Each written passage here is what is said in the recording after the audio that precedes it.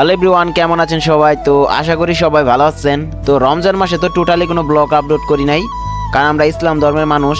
আর এই সময় রমজান মাস, তো রমজান মাসে ওইরকম কোনো সাউন্ডের কোনো প্রোগ্রাম হয় না। তো আসলে আজকে যে প্রোগ্রামের ভিডিওটা আপলোড করছি এটা কিন্তু একটা হিন্দু ধর্মের একটা প্রোগ্রাম।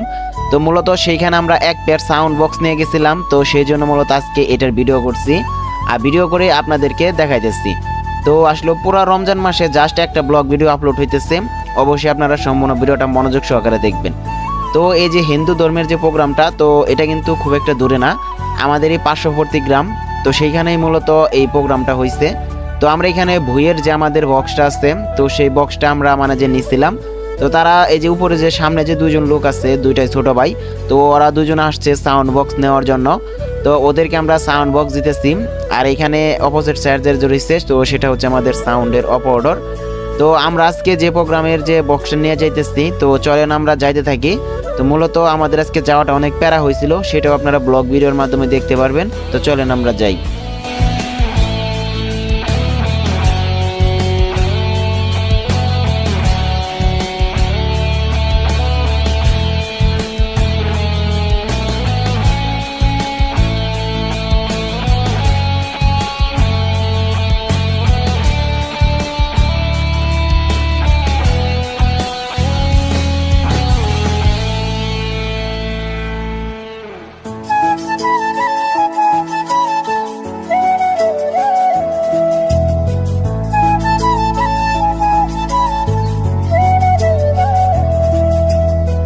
তো আসলেও আমাদের বাড়ি হচ্ছে নদীর ওই সাইডে, আর ওদের বাড়ি হচ্ছে নদীর এই সাইডে। তো আর তারপরেও এই বক্সগুলো আনতে আমাদেরকে দেখতে পারছেন মেন রোডের নিচে থেকে আসা একটা রেল লাইন আমাদেরকে পাড়ি দিতে হয়েছে। তো আসলেও অনেক প্যারা গেছে। যাই হোক, একটু ভিডিওতে দেখানোর চেষ্টা করছি, সম্পূর্ণ ভিডিও করা হয় নাই। তো বক্সগুলো এখন আমরা নিয়ে আসছি, এখন বাড়ির কাছাকাছি আছি। তো চলেন আমরা বক্সগুলো নিতে থাকি আগে, তারপরে আপনাদের সেট আপ দেখাই।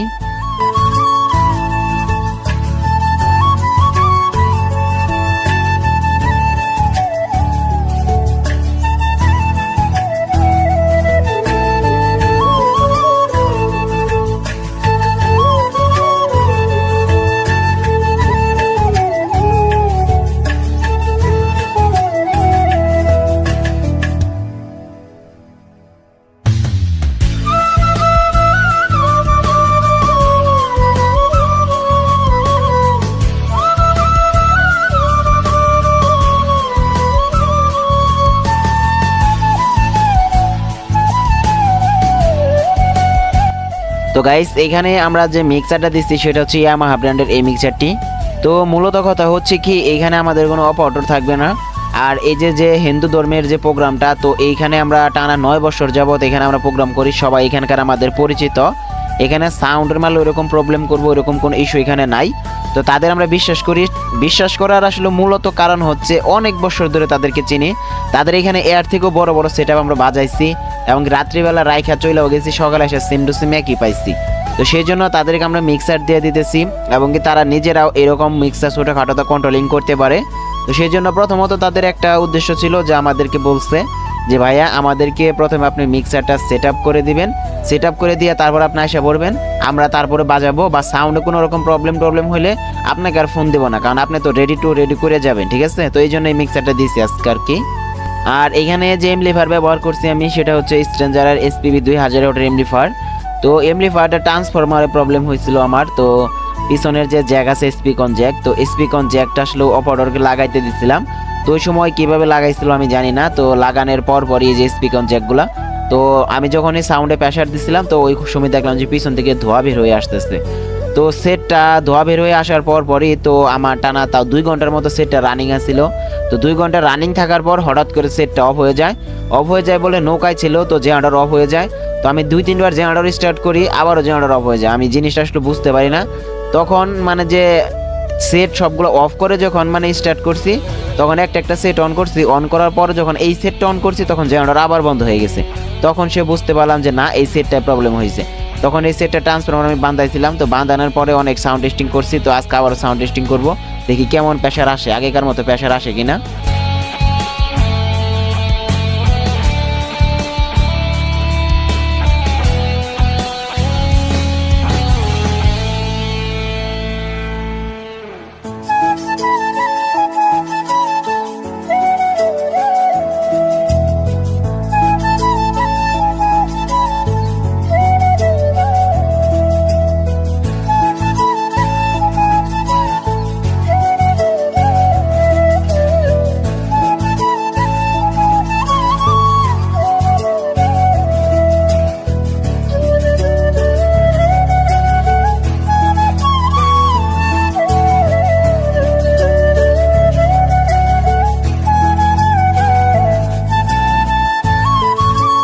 তো আমাদের সাউন্ড বক্সগুলো মোটামুটি সম্পূর্ণ সেটআপ প্রায় কমপ্লিট।